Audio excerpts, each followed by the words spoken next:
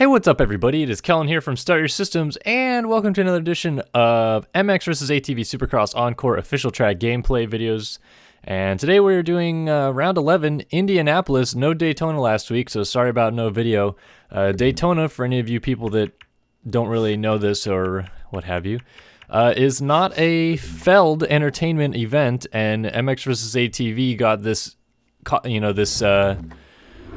agreement to do the Supercross tracks through Feld Entertainment, so it's really only the tracks that Feld Entertainment has the rights over. Daytona Motorsports Group actually runs the Daytona Supercross by Honda, even though it is a part of the Monster Energy Supercross FIM World Championship event. It is not actually a Feld Entertainment organized event, or whatever you want to call it. So that's why there was no Daytona, but that is also why there is an Indy this week. Because we are back to just the normal, regular Feld events. And this track is, pretty standard. Well, seemingly standard. There is one sort of unique feature on this track that we don't see all too often. I think the first time I actually ever really saw it on a track was probably Houston 2008. It was around in Texas, I'm pretty sure, and I really would like to say it was Houston. It was a race that Kevin Windham won, and I believe he also designed the track too. I could be wrong, but this is the unique feature coming up in just a moment as soon as I do this on-off. I hate riding with all these other players, but it jumps back over the start complex on the finish line like that, and yeah, we see that kind of more often happen with the tracks that have, like multi-apex first corners that eventually do like a 180 and the finish line jumps just basically right over that little multi-apex complex turn one area, or whatever you want to call it. But it's not too often that it comes across and jumps over the start line that is only a 90-degree corner, and it does a little kind of kink thing. But then the rest of the track is pretty standard. I mean, there's a fairly long rhythm section in the first one, and there's this back-to-back sets of Supercross triples over here. Oh my goodness, got no drive for that.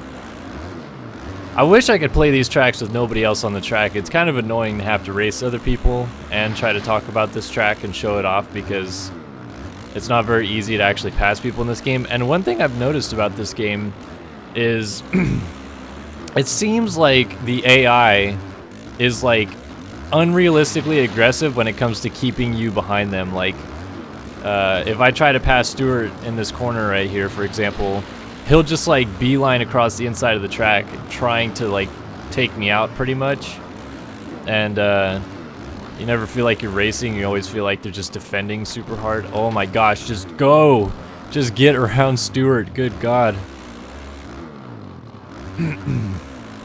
But yeah, I mean, it's pretty straightforward. There's two Supercross triples, like most tracks. There is a set of whoops. There's actually really two sets, but the first set is really small, and even in this game you can pretty much just jump it, so it's almost like it's not there.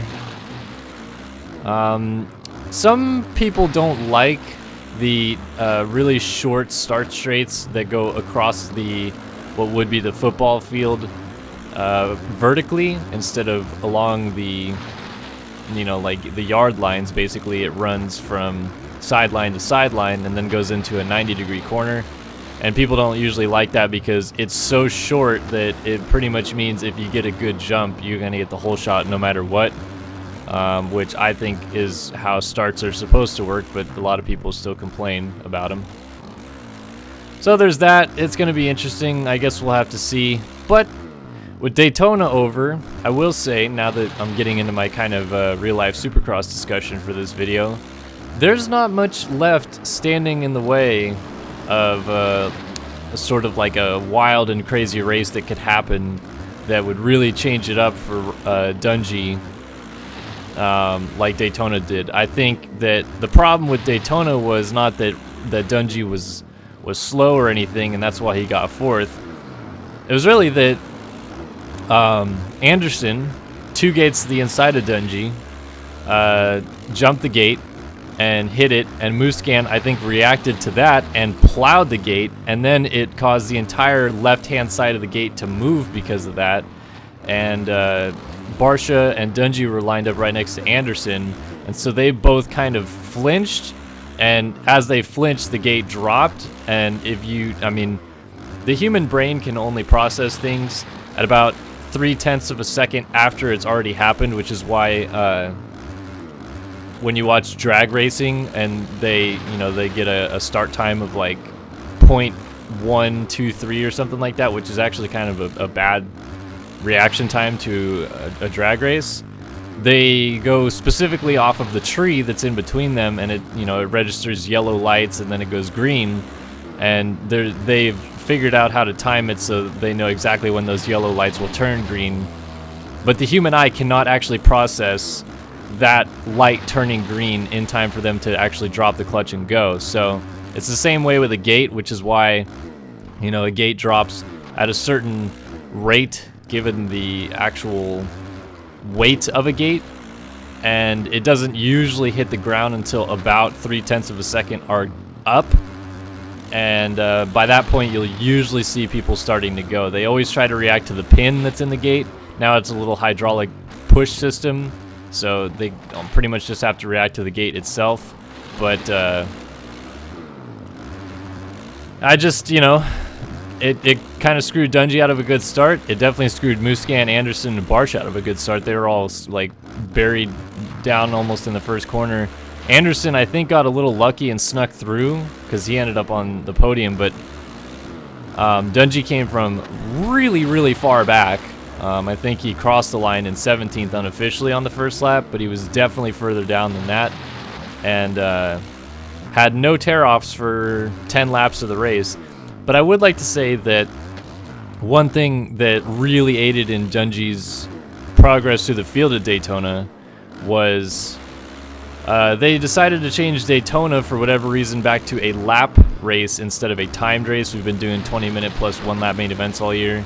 They changed Daytona back to a 20-lap main event, and if they did the 20-minute plus 1-lap format, the race would have been over at about 16 laps instead of 20, and Dungey would have probably finished 6th or 7th maybe. It was really close. He was right in that area, and that would have been a much bigger chunk of points than finishing 4th, because as soon as you get to 5th, every position you gain is 2 points instead of 1. So when he got into 4th around Sealy on the last lap, it was to go from 16 points on the day to 18 points, which doesn't sound like a lot, but 2 points could be a lot when Tomac is on fire right now, and this championship really theoretically could come down to Vegas. So yeah, I mean, Tomac won. What can you expect? I'm pretty sure everybody predicted he'd win Daytona, but it's still not really, it's definitely conceivable now that Tomac can start clicking off wins, and kind of like Stu used to do with Reed, use pretty much crash or win methods to win a championship, whereas Reed would take second, win a race that Stu would crash and not finish the race or something like that, and then flip the tables on the championships, and suddenly Reed would have the points lead or something like that. But Tomac has never really been that type of guy that is so consistently fast that it's unbelievable. I mean, he is more or less kind of hot and cold, even though I don't want to say that.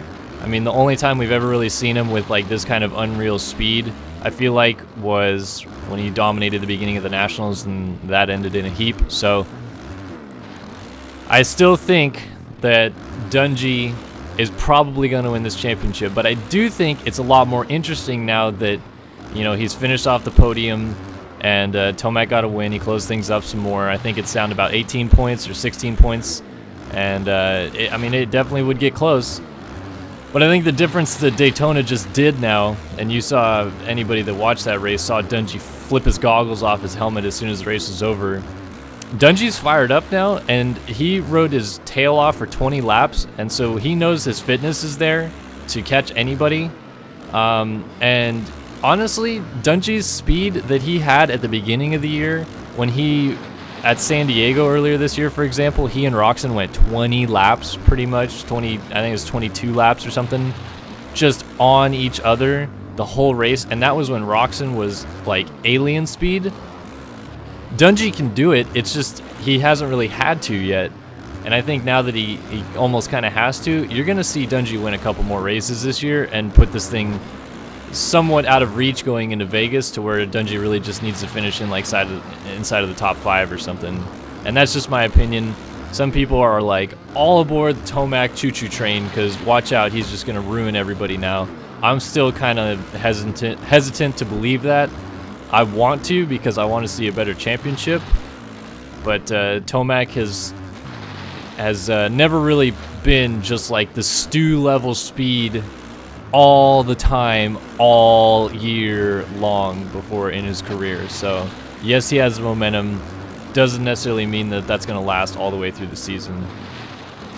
Yeah, I mean, good on Jeremy Martin. Proved me wrong by a mile, finishing second in that race. Led 11 laps, I think, or something along those lines. Kid rode good. Usually, the way I look at it is, the smaller you are, the more likely it is you're going to struggle in your 450 debut. And J-Mart and his brother Alex, they're not big. I mean, they're little, pretty short.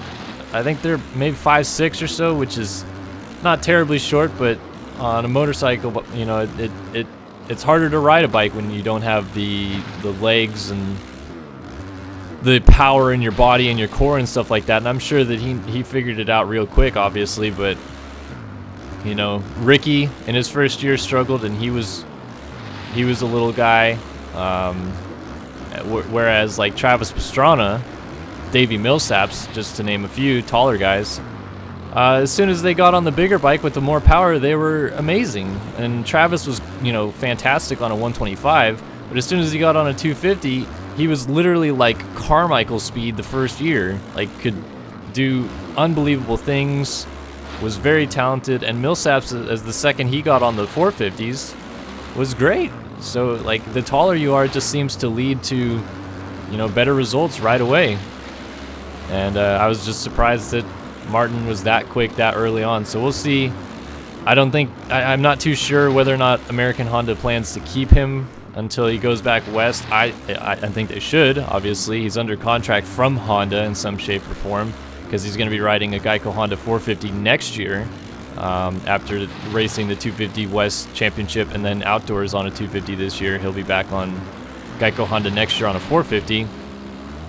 So I don't understand why, if you're Honda, you don't do it. I mean, it seems like it makes sense, but we'll see. They didn't actually plan to do that in the first part, so maybe they'll stick with their plan. As for the 250 class, just to touch on that real quick before this video wraps up, I am very, very pumped for Adam Cianciarulo to win his first 250 main event in almost 3 years. It's awesome for Adam to kind of come through the road that he's had to go through, several injuries and kind of heartbreak. And I hate to do it to him, but you kind of have to always compare his career now to Cooper Webb, just like everybody compares Ryan Villapoto's career to Mike Alessi, because those were the two guys that battled in their upbringing. AC and Webb were always nipping at each other's heels. AC pretty much almost always got Webb when it came to amateur titles, and since then it seems like Webb has had the better career. I just being flat out honest, they debuted in the same season. They were supposed to debut at the same race at Hangtown in 2012, but Cianciarulo got hurt, or actually got sick, so he missed the opener. And Webb's an outdoor champ. He's a 2-time Supercross champion. He is into the 450 class already on a factory machine, and until he got hurt this year, probably was on his way to winning his first race of the year. So just looks like Webb has had the better career, and it's nice to see that Cianciarulo is kind of starting to turn it around. I definitely think that once he figures it out, he can be a champion again, of course, and probably will be a very good 450 rider someday, because he's really grown into quite the big body. He's another one of those guys that's got pretty tall from being a little short dude, but awesome for him to win. I was very excited to see Ferrandis hit the podium, and I've warned you guys, he's coming. Everyone seems to be suddenly like, whoa, who's this Ferrandis kid? I've never heard of him. It's because you janky American fans never pay attention to the GPs, for crying out loud, and you have no idea what kind of talent pool's over there and who's coming and what's happening. So I'm telling you, watch out for Ferrandis, especially once we go outdoors. Kid's good. But Savacci's second. Osborne finished in 4th at the end of all that nonsense, and title's close to the 250 class, so it's going to be interesting. But this is going to be the end of another MX vs. ATV Supercross Encore official track gameplay. Indianapolis, round 11. Thanks for watching, guys. If you liked it, like, comment, and subscribe, and we'll see you guys in the next one.